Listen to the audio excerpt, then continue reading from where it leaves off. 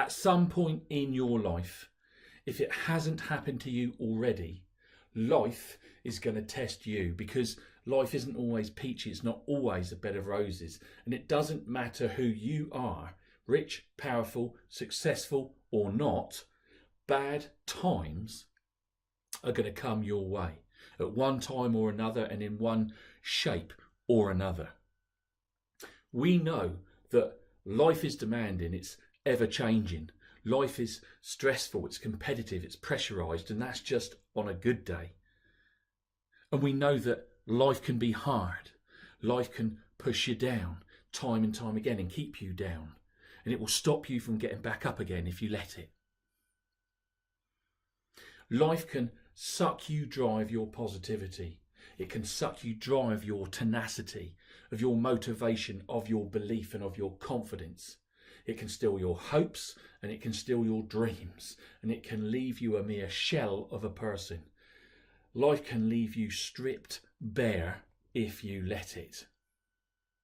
And if this has happened to you, you know, don't you, what I'm talking about.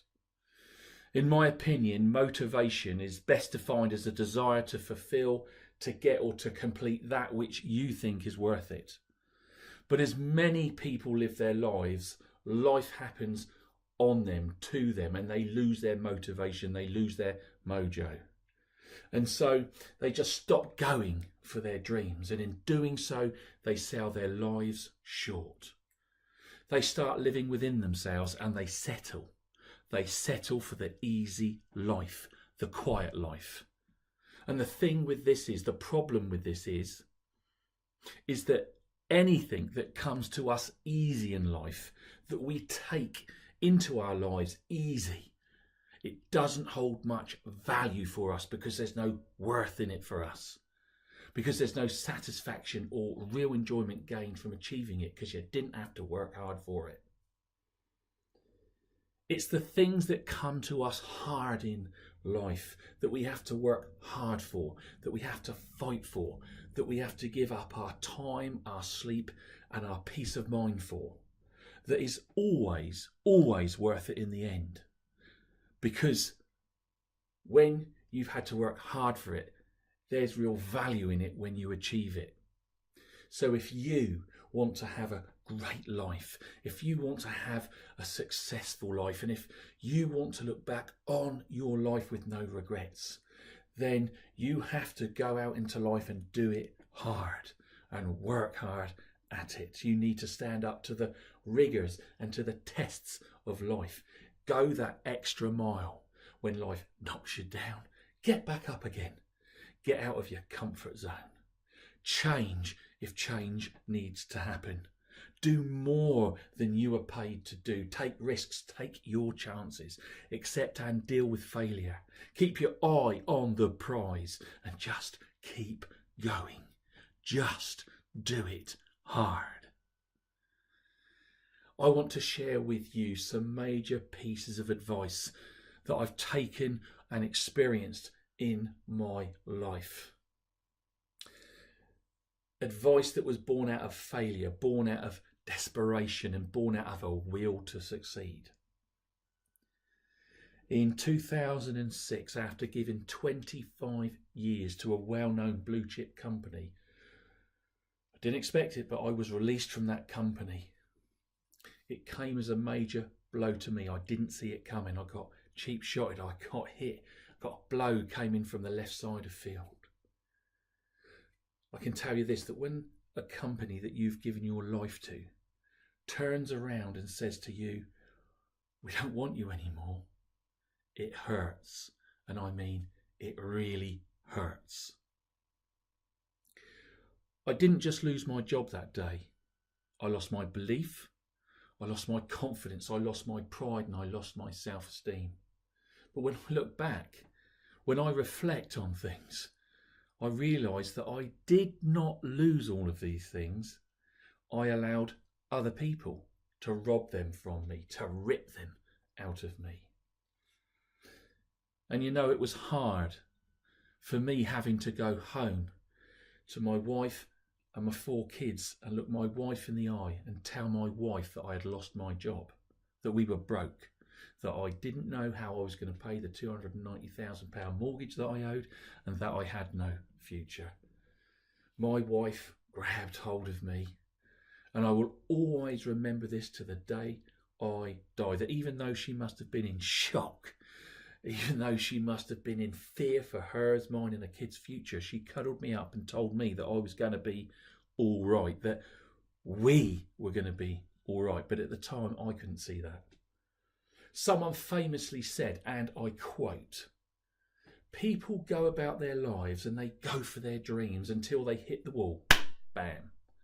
And then, most often, most people will give up, will stop going for their dreams, and they will park themselves in their lives, and they will settle.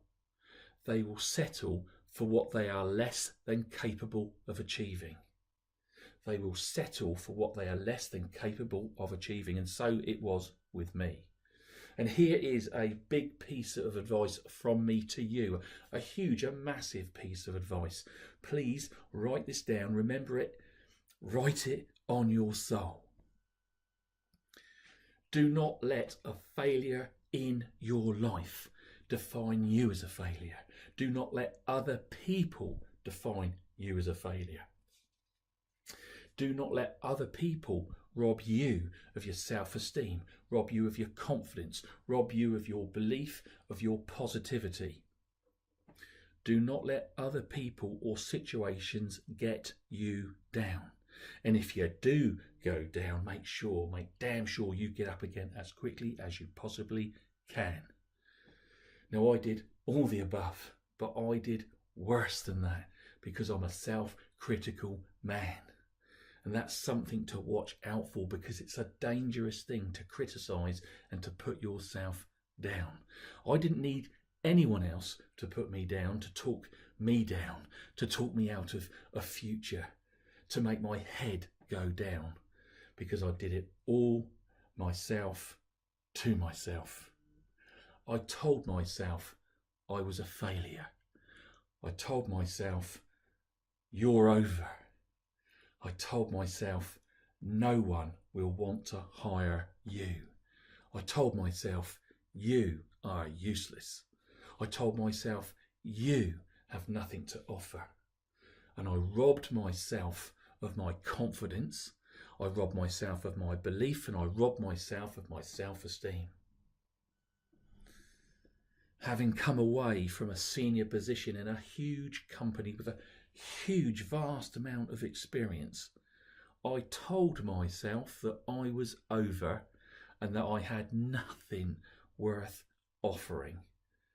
And so with my head down, I settled. And I settled for the job of a taxi driver because I didn't think that I was worth any better. And please, I'm not talking down the job of a taxi driver here. I have the highest respect for the job that they do, the people skills that they need, and the fact that harm might come their way at any moment. And you have to, believe me, be very mentally strong to be a taxi driver. But nevertheless, I parked myself for 4 years in my life. I parked myself in a taxi cab, driving over 70,000 miles a year, but going nowhere in my life, because I always ended up back in the same place because I was parked.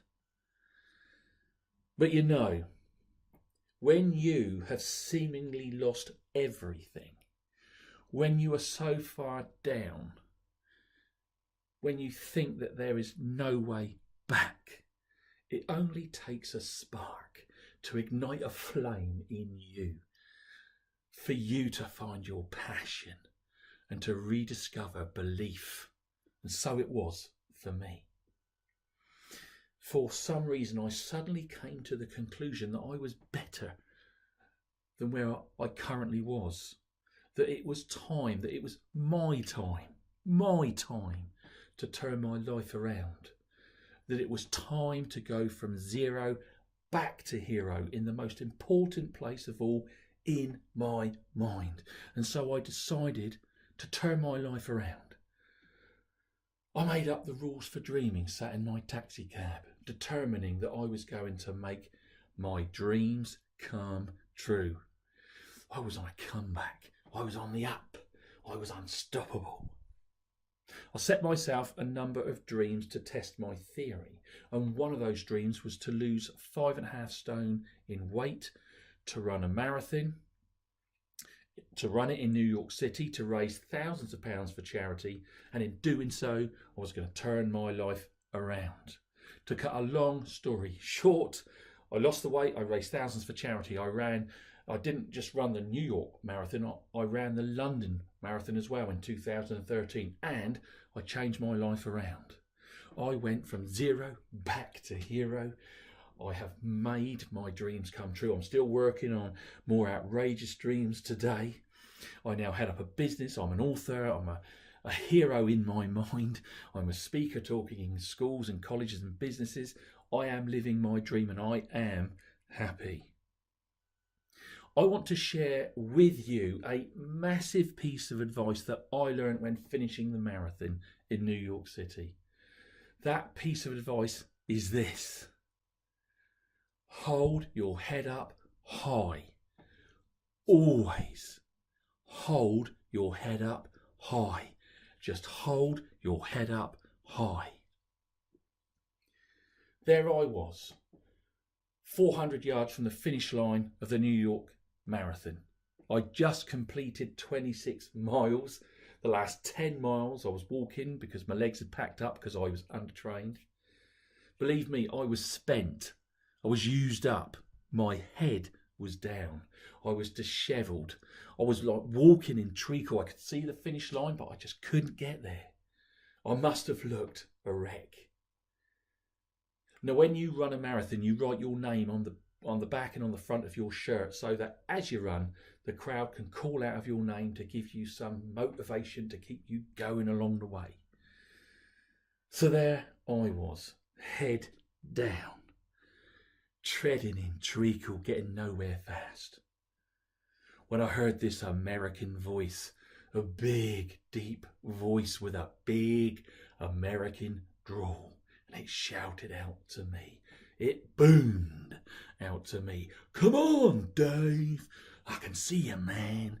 Come on, Dave. I can see you, man. Because that's what they say in America. I can see you, man. Come on, Dave. When I heard this, honestly, my reaction was to think, look, just shut up, mate. I've just done 26 miles, so I ignored the voice. But then it shouted out again. This was unusual because normally someone will just shout out your name once because you'll run past and they'll go on to shout the name of the next person coming along. But this voice came back again to me, and this time it was louder, it was sharper, and it was like a sergeant major. It was a demand, an order, it was an instruction. Dave, get your head up, man. Get your head up, man. And it was just like a kid in school who'd just been sort of instructed or shouted at by the teacher, sit up straight, Johnny. And Johnny just sits up straight instinctively because it's what he's been told to do. And it was a bit like that for me when this voice boomed out to me. Get your head up, Dave. That's exactly what I did. I instinctively threw my head up and backwards. Now try this now. Go on. Just throw your head up and back. You will feel a jolt of energy shoot down your spine. And that's what happened to me. I threw my head back. I felt the jolt of energy go down my spine. And I would like to report at this point that this gave me the energy to sprint across the line. But it didn't do that. But what it did do was give me the energy and the positivity and the will to get over the line faster than I otherwise would have. Now, I do not know who that voice belonged to. I never saw the man. I never saw the man. But I will remember that voice, his voice. And I will be thankful for that voice for the rest of my life. And this brings me on to the advice that I want to share with you. And here it is. At some point in your life, you are going to get tested. You are going to experience failure. You may lose that job. You may lose your money. You may lose your belief. You may lose that opportunity. You may lose that relationship, and you may struggle with your health. Because, after all, that's life. But at all costs, when bad times come, and they will come at some point, remember this: bad times may have come, but they will pass. And remember that it is critical, that it is vitally important that if you lose your job, you keep your head up high. If you fail, you keep your head up high. If you lose that opportunity, you keep your head up high. If you lose that relationship, you keep your head up high. If you struggle with your health, you do your very best to keep your head up high. Because looking down is bad, looking down is negative, looking down closes you down. Looking down can lead you to park yourself in your life. So do not do that. Looking up is positive. Looking up is proactive. Looking up opens you up to people and to opportunity. So no matter what, no matter how hard it seems, no matter how defeated you appear to be, when it seems that it's game over, here's the advice: always, keep your head up high. Keep your head up high. Keep your head up. Keep your head up. Keep your head up. Keep your head up high. Keep your head up high. Keep your head up high.